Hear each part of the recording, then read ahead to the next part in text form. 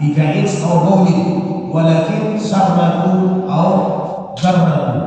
Jadi janganlah menghadap kiblat atau membelakanginya dalam buang air, tetapi menghadaplah ke barat atau ke timur, sarraku atau garraku, ke barat.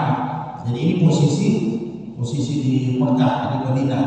Jadi posisi di Arab Saudi kiblatnya itu utara, terbalik dengan kita. Belakangnya kiblat selatan.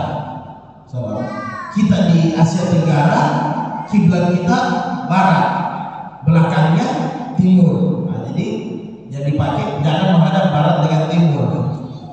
Jadi jangan menghadap barat dengan timur. Jadi kalau rancang rumah, bikin rumah dari awal, perhatikan WC-nya. Jadi jangan sampai menghadap kiblat atau membelakanginya. Kemudian ulama-ulama Syafi'i menjelaskan, tiba-tiba kita dapat WC ya sudah menghadap barat atau timur. Jadi bagaimana persoalan kita buang air? Ya minimal kalau bisa kita serokkan serok sedikit. Kalau tidak bisa serok, wajah kita dipalingkan. Ya, wajah kita dipalingkan, kata Ibnu Hajar Al-Asqalani. Jadi minimal wajah dipalingkan, jadi kita tidak. Karena memang kondisi permanennya sudah begitu. Nah, tapi kalau kita buat rumah, ya jangan kasih menghadap barat dengan timur, dikasih utara dengan selatan. Dan saya pikir tukang-tukang kita juga sudah hampir tahu itu ilmunya ya.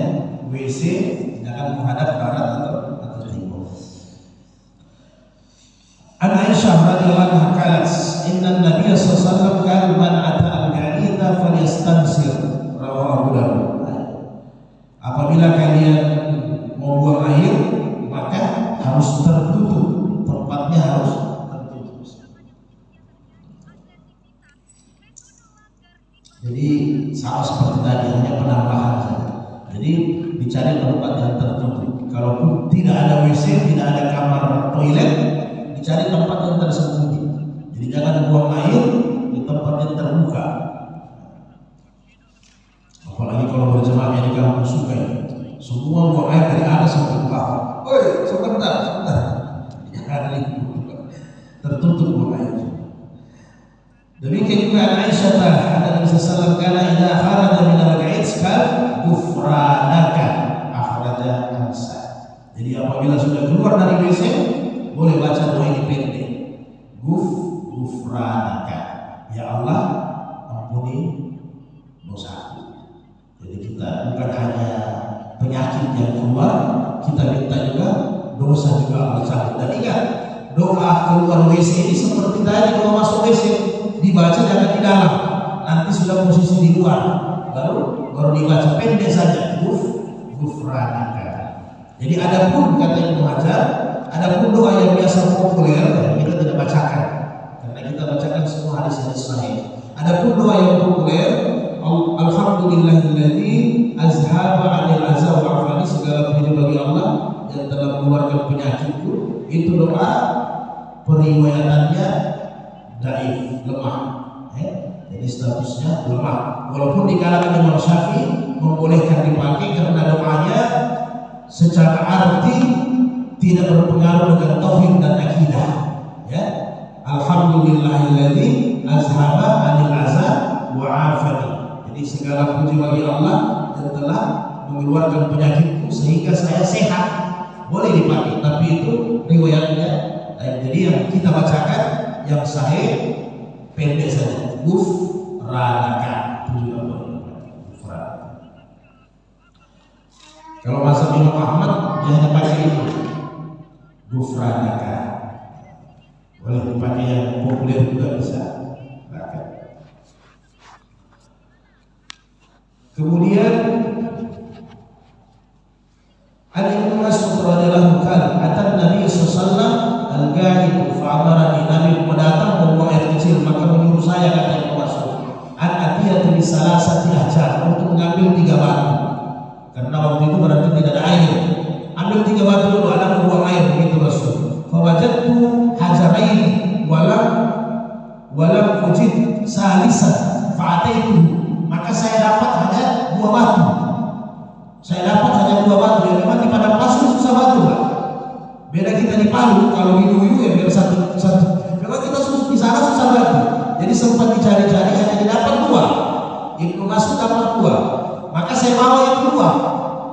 Saya bawa dua, kemudian fa'azahuma wa alqa.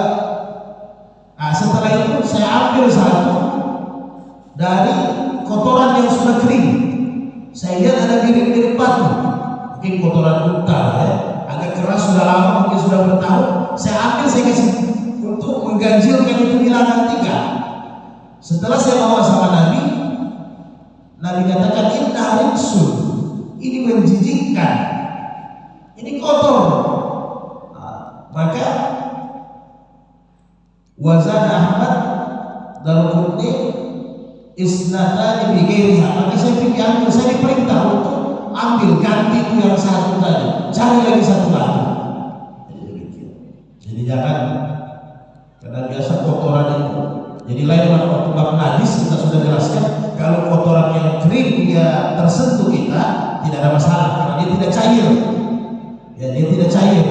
Tetapi jangan dipakai untuk bersuci, jangan dipakai untuk membersihkan najis, tidak boleh karena dia tetap kotoran, dia tidak bisa. Beginilah yang terjadi sama Nabi. Jadi disuruh ambil lagi. An-Nabi Hurairah radhiyallahu anhu qala inna Rasulullah sallallahu alaihi wasallam naha an yastanjiya bi azmin. Rasul melarang membersihkan najis dengan tulang. Jadi batu saja atau daun. Daun sekarang kan yang lebih canggih ada tisu. Canggihnya sekarang tisu. Jadi batu atau daun, jangan tulang. Begitu juga jangan kotoran yang sudah kering. Innahuma la yutakhirani, karena tulang dengan kotoran yang sudah kering itu tidak suci, tidak bisa membersihkan, tidak bisa mensucikan najis.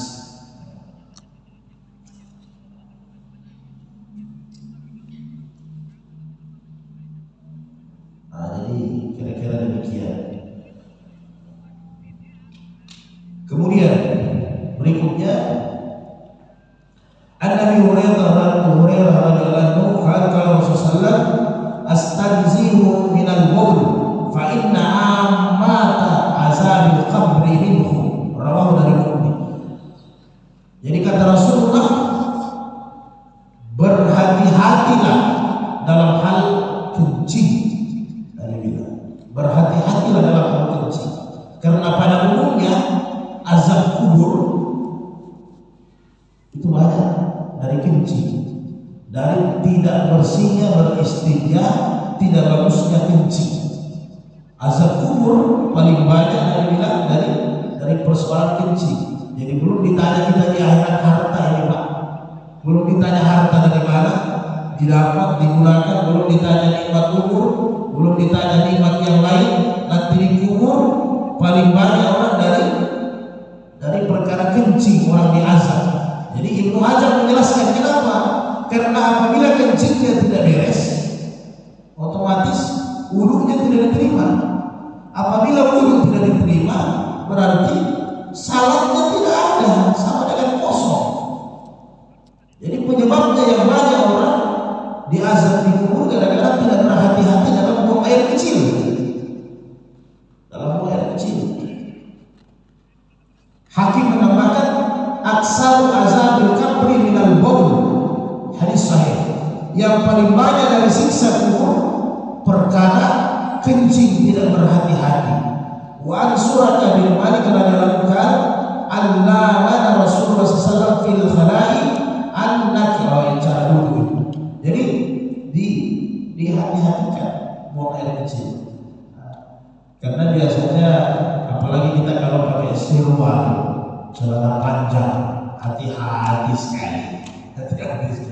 Biasa masuk kamar kecil, kalau memang yakin celana panjang tidak dibuka ya oke lah. Tapi kayaknya susah itu.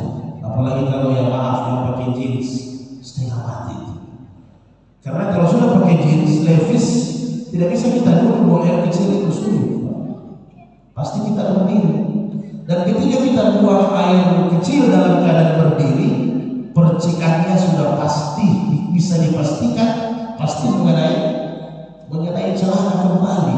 Apalagi kalau temboknya dihantam. Ya, kalau mau lihat percikan kecil gampang saja Pak Ustaz Pak Iwan. Kan kalau aturannya adabnya kita buang air kecil disiram dulu tempat lantainya biar nanti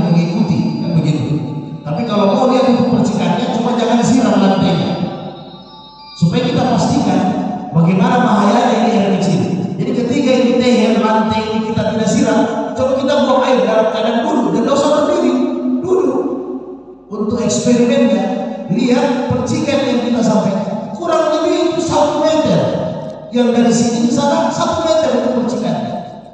Bagaimana kalau kita berdiri kencing, kemudian pakai tembok? Sudah jelas. Inilah yang menyebabkan banyak amalan kita tidak diterima gara-gara air kencing. Karena kalau air kencing itu sudah 1 tetes saja kena di celana atau di kain sarung, di izar, kemudian ini ada 1 tetes kena, kemudian kita wudhu, kita salat batal, tidak sah upaya kita. Ini belum membersihkan kemaluan, masih percikannya yang kena di pakaian. Jadi tolong kita perhatikan baik-baik. Ini belum kita lalu bahas masalah air, belum airnya. Jadi walaupun airnya sudah bersih, kita karena biasa kalau masjid di jalan atau di tempat-tempat toilet umum, pasti airnya susah membersih, pasti tidak mensucikan.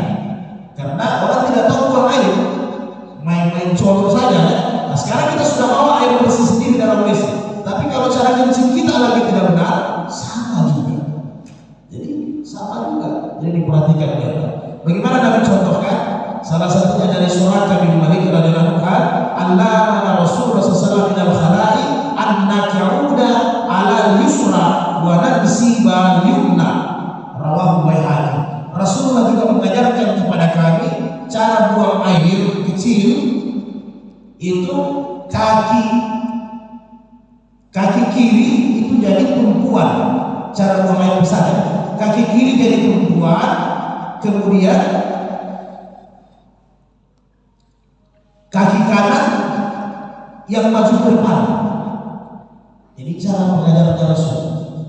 Jadi kurang lebih kalau kita buang air kecil, air besar, ini kanan, jadi ini kiri jadi tumpuan, ini kanan agak maju. Tetapi di mazhab Syafi'i tidak harus kita begini terus dalam toilet, minimal pertama.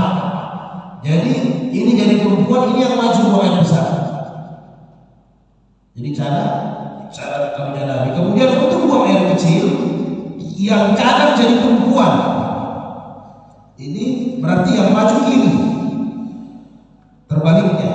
Nah, jadi setelah diteliti sama orang ahli kesehatan, Pak Jumardan tahu, kantong air kecil ternyata memang di bagian kanan, kantong air besar di bagian kiri. Inilah hikmahnya.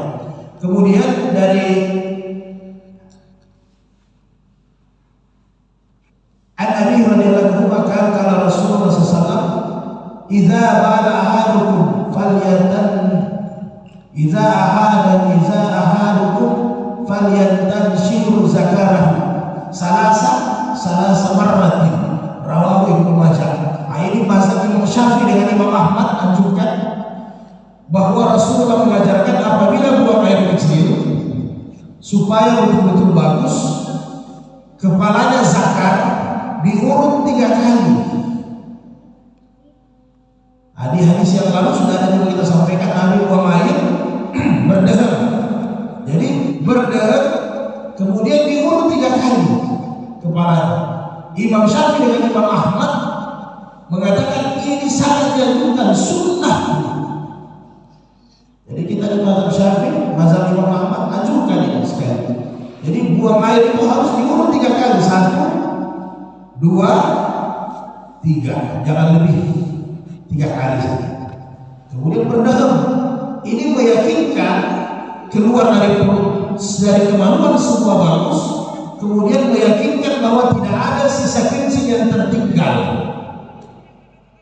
Ya, air lalu kita sudah masuk mengenai mazi, wadi dengan mani ya. Nah, karena ada sisa air kencing itu kalau kita tidak urut, tidak terlalu keluarkan bagus, itu tersisa. Sisa air kencing itu yang bisa-bisa nanti keluar ketika kita tidak sadar. Oh, ada sisa kencing yang keluar karena apa? Karena begitu persoalannya. Jadi kalau sudah buang air kecil berdiri itu tidak keluar maksimal, Pak. Boleh dipraktek itu. Tidak maksimal itu keluar. Kalau buang air kecil berdiri tidak akan pernah maksimal itu keluar. Tapi kalau dia jongkok duduk itu maksimalnya luar biasa. Memang kantong kemih itu terbuka, kemudian terdorong dengan bagus. Jadi sisa-sisa di kemaluan juga itu dibersihkan. Perempuan juga begitu sama. Bisa disampaikan sama istri-istrinya berdasar sama, dikeluarkan dengan bagus. Jadi kalau sudah mulai berdiri pasti tidak beres. Buang air besar juga begitu. Hanya memang fasilitas sekarang yang hampir begitu semua daripadanya. Nah, begitu juga di tanah Arab sekarang kalau buang air, karena saya lihat di Madinah, di Jeddah, di Mekah semua sudah toiletnya wudhu. Jadi kalau kita biasa toilet jongkok susah. Itu kalau kita duduk seolah-olah airnya keluar baru 50%. Ya daripada kita keluarkan saja. Nah, tapi jangan juga coba-coba naik. Apalagi seperti saya 100 kilo lebih bahaya. Jangan coba-coba naik karena banyak kejadian. Karena tempat duduk WC ini kan ada yang murah, ada yang mahal. Ya kalau yang mahal ya mungkin agak bagus. Tapi kalau yang murah jangan terbelah. Kan kejadian banyak, akhirnya terbelah juga. Jadi bahaya. Jangan sampai naik. Kalau memang belum bisa buang air saja dulu. Yang penting keluar. Nanti cari yang duduk, yang jongkok. Utamanya ini kencing. Perhatikan bagian kencing.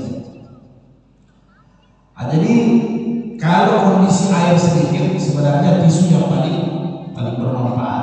Begitu juga kalau mau aman buang air kecil, ini tisu paling bermanfaat sebenarnya untuk kencing. Walaupun air banyak, kalau kebetulan pakai siwak, kalau pakai sabun saya rasa aman.